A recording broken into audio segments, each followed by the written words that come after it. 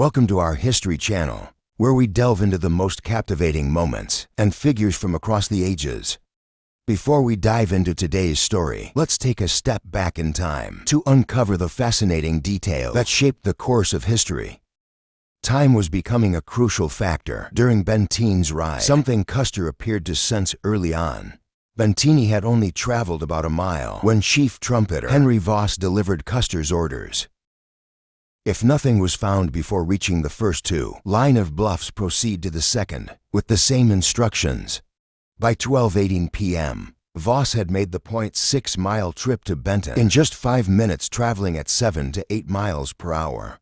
Benteen advanced another mile before receiving further orders from Regimental Sergeant Major William Sharrow. If nothing is spotted from the second line of bluffs, move into the valley, and if nothing is found there, proceed to the next valley. In a letter dated February 24, 1892, to Theodore Golden, Benteen recalled that Sharrow's message was even less specific. If no valley was visible from the furthest line of bluffs, keep moving until you come to a valley, or perhaps the valley, and engage anything found. Sharrow's journey to Benteen was more challenging than Voss's, and by the time Voss had delivered his message, Custer realized the orders were too vague, so he sent Sharrow after Benteen. Sharrow spurred his horse to cover the 1.2 miles to Benteen, arriving around 12:26 p.m., pushing his horse at a faster pace of 10 miles per hour. Custer's instructions have fueled enduring debates about Benteen's actions, with some critics accusing Benteen of lying during the Reno inquiry. The controversy centers on this exchange. You acted on your own judgment when returning to the point where you met Major Reno. Entirely, Benteen justified his decision. I thought there would be fighting on the trail, and it was better to help there. I felt I had gone far enough and would be needed back on the trail. When asked if there were any limitations on how far he should go, Benteen answered, "No limitations except for the valleys." The implication was that Custer wanted Benteen to scout all the way into the Little Bighorn Valley. Critics argue that by cutting his reconnaissance short, Benteen disobeyed orders. This has led to conflicting narratives. Either Benteen's sworn testimony was false, or his post-battle statements were contradictory. Not long after the battle, Benteen wrote to his wife explaining that he had scouted up and down the hills for 10 miles without seeing a valley, and the horses were rapidly wearing out. Satisfied that he had followed orders, he then rejoined the trail and reached it just ahead of the pack train. This letter supports the notion that Benteen acted responsibly, though his statements about Custer's orders vary. He claimed that Custer both implied he should return if the valley was clear and trusted him to make decisions on the ground, which shows Custer's reliance on his senior officer's judgment. The debate over whether Benteen shirked his duty seems to stem more from those eager to criticize him rather than from any significant failure. It's hard to believe that Custer, a seasoned commander, would send Benteen and his men on a pointless trek across difficult terrain into an empty valley. Common sense suggests that if the Little Bighorn Valley appeared clear, even from 6 or 8 miles away, Custer would have wanted Benteen back with the main force. Ultimately, Benteen's role was to ensure that no hostile forces were lurking on the command's flank. In letters to his wife, Benteen noted that the regiment had been divided into 3 battalions about 15 miles from the Indian village, though Custer wasn't entirely certain of its exact location. Benteen was tasked with sweeping the left flank, searching for any signs of the valley or enemy presence.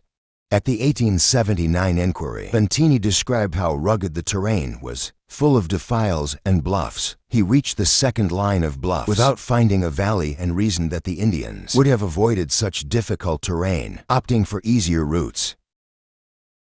He believed that his mission, whether explicitly stated or implied, was to clear the left flank as the regiment advanced down Reno Creek. While military scholars might argue over what to call Benteen's maneuver, such labels are irrelevant.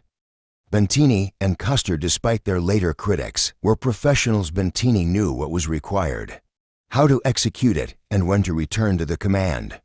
Custer trusted him to do so, confident in his abilities. The core of the story isn't about tactical terminology or rigid obedience to orders. but about experienced officers making critical decisions in the heat of a complex situation. Custer, recognizing the need for careful scouting, instructed Benteen to send a well-mounted officer and 6 men ahead to survey the bluffs. Benteen followed through, appointing First Lieutenant Francis Marion Gibson to lead the detachment. Despite this, the challenging terrain allowed Benteen, mounted on a fast, sturdy horse, to get ahead of his own outriders. Once they cleared the flatlands leading to the ridges, the rough topography forced Benteen's battalion to shift right from their original route. This deviation wasn't by choice, but necessity, as the bluffs were too steep for horses to handle without exhausting them at the inquiry. Godfrey mentioned how the horses grew weary from the constant climbing and descending, many falling behind under the strain. Private Windolf, reflecting in 1946, described the landscape as unforgiving, rugged, and rolling. His account shows just how difficult the journey was, saying they veered more toward the right, closer to the path Custer and Reno had taken. Windolf estimated they covered about 7 or 8 miles, a distance that might seem short, but considering the difficult terrain, it was grueling. The battalion was relieved when they finally reached a small valley again. The constant climbing, stopping, and starting was taxing, not only for the horses but for the men as well, creating a much tougher ride than a consistent, even accelerated pace would have been. The exact distance Benteen traveled is uncertain, largely due to deviations in the march's angle. We do know, however, the route he took upon returning to the main trail. Benteen estimated he had ridden 10 miles before deciding to return, but this was likely an overstatement. Based on other testimonies and map studies, it appears Benteen turned back upon reaching a small valley with a stream, now known as No Name Creek. This puts his actual distance between 3 and 4.4 miles.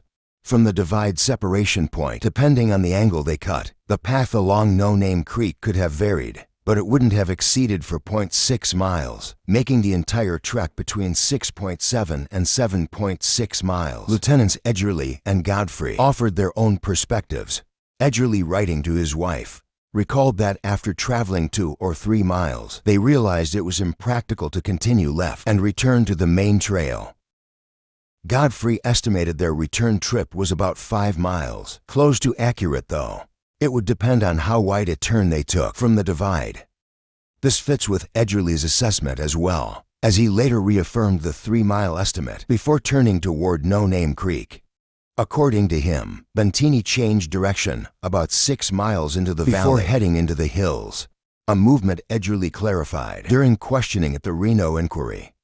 The change direction referred to their turn into Reno Creek Valley, back onto the trail. Roger Darling's book, Benteen Scout, provides probably the most comprehensive study of this trek. Darling created a map based on the original quadrangles, though we've concluded, based on Godfrey's and Edgerly's testimonies, that Benteen entered No Name Creek Valley slightly lower than Darling's map suggests, which better fits the terrain for a horseman. Regardless of minor details, Benteen likely covered around 4 miles before reaching No Name Creek. While he probably started at a trot of 6 miles per hour, his speed slowed to about 3 miles per hour by the time he reached the creek, around 1:25 p.m. These distance estimates come from topographical maps and don't account for terrain changes, meaning the true distance traveled was likely greater. Godfrey, stationed at the rear of the column, observed they moved rapidly with him, even ordering a trot at times. While it's impossible to pinpoint the exact time, Benteen claimed the journey to Reno Creek took about 2 hours. His distance estimates may not have been entirely accurate, but his timekeeping held up well, with little dispute over its accuracy. Windolf, for instance, estimated it took closer to 2 hours, but no other records exist to confirm this. If we take a flat line distance of about 7 miles and a travel time of 1 hour and 40 minutes, Benteen's pace averaged around 4.2 miles per hour, which is impressive given the harsh terrain and the inevitable stops to survey the valleys. A faster pace down No Name Creek, perhaps around 7 miles per hour, may explain part of the overall speed. Despite the challenging conditions, Benteen's pace was commendable, reflecting the urgency and efficiency expected of an experienced officer like him. By 1:50 p.m., Benteen had reached Reno Creek in the main trail, just in time to see a lone rider approach it and a pack train about a mile back.